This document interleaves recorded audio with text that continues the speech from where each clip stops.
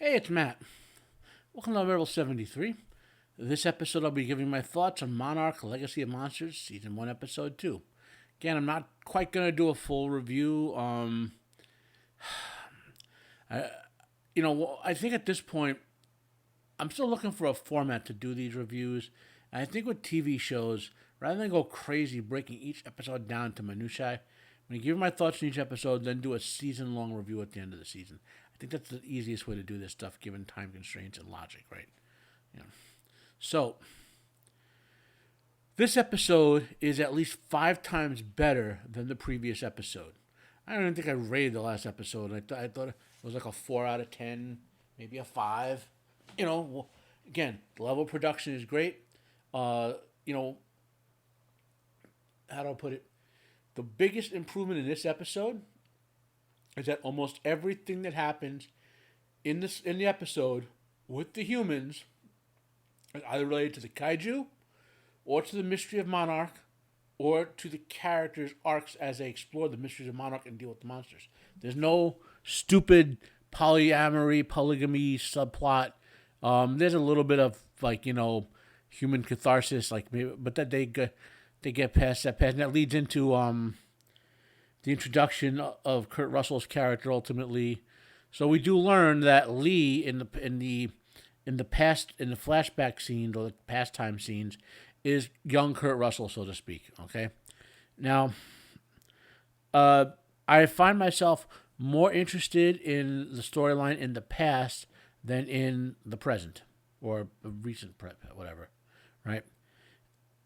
Maybe because I'm still annoyed at the polygamy episode.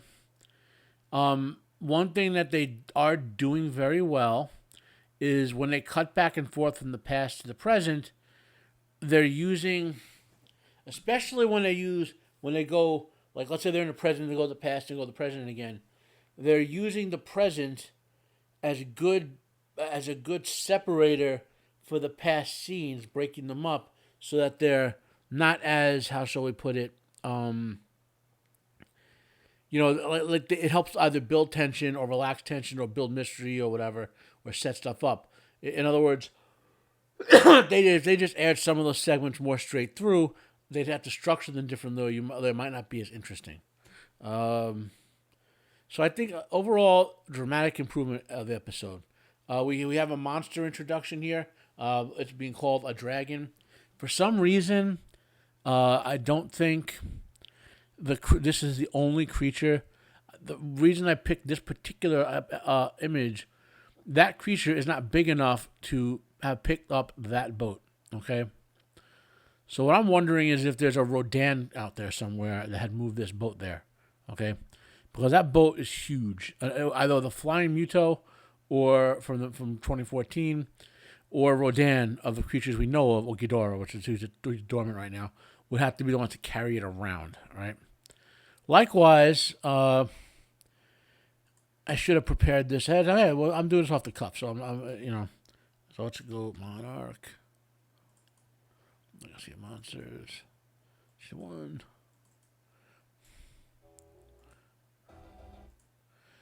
Let me find the scene I'm talking about. Oh. So another. Okay, so let's go back. You'll see this in a second as soon as I find the scene I'm looking for.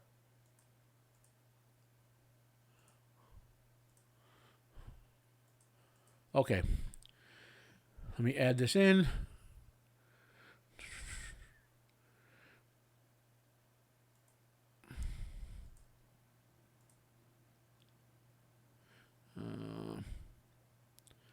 Brief use review. No. I don't have a video capture automatically. Add source. Window capture. Okay.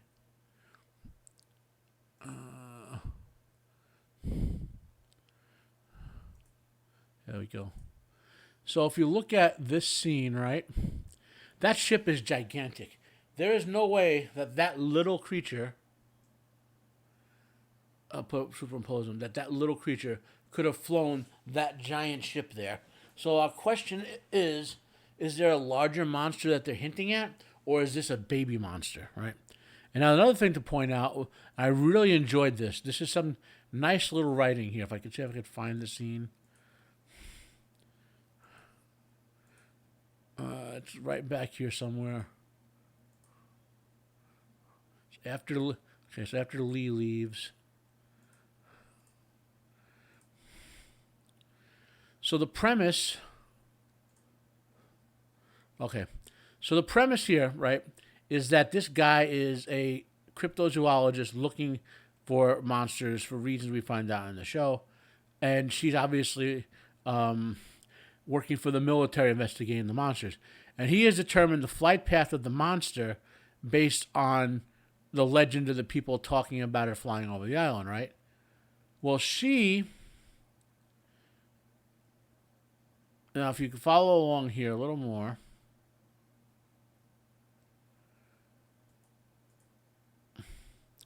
I'm sure I'll get dinged for this, but what? Screw him. She has the flight path of the creature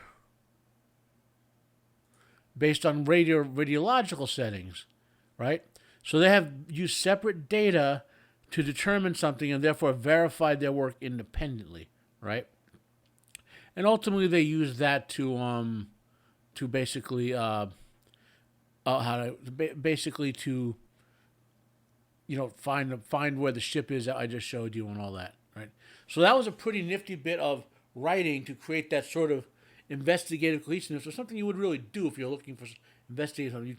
You take different data sets and correlate them and cross them over to look for points of commonality to see if you can help narrow down the focus and whatever. So that was pretty good writing on behalf of the writers. So that's basically it. I mean, this is a dramatic improvement. It's made me want to watch the third episode, which is waiting for me to watch later. And I am, so far, other than that stupid polyamory bit in the first episode, the writing has been okay to good through 2 episodes, right? So let's cross our fingers and see if we get a third good episode. My name is Matt. This has been Unbearable 73. Have a nice day, and I am out of here.